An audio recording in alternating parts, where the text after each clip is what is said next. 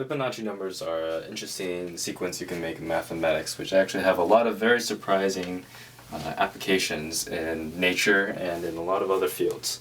So Leonardo of Pisa, also known as Fibonacci, was believed to have created a puzzle having to do with rapids and population, which ended up creating this interesting sequence, where if you started with the numbers 0 and 1, and then for the next term, he added the previous two terms. So 0 plus 1 equaled 1, and then 1 plus 1 equals 2, and then 1 plus 2 equals 3, then 5, then 8, then 13, and then 21, 34, 55, 89, and so on and so on.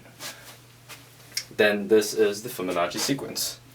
Now, there is a formula you can write to describe this sequence, and it's based on recursion.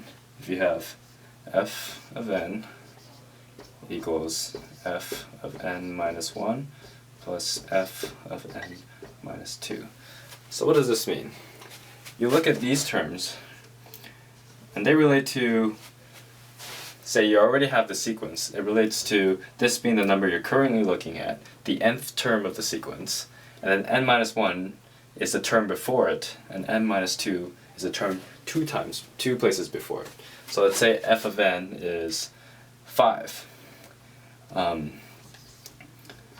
Then f of n minus 1 is just the term right before it. So if you say that the n of 5 is 1, 2, 3, 4, 5, 6, so 5 is n equals 6.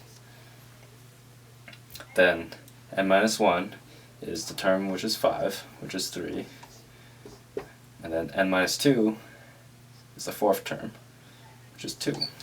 And you'll see that no matter where you apply this equation, this recursive equation, then you will get a validity in the Fibonacci sequence. Now it seems like this sequence is just a set of numbers made on a basic premise, and otherwise it has no meaning. But actually, this sequence proves very powerful. It seems like a very fundamental element of nature.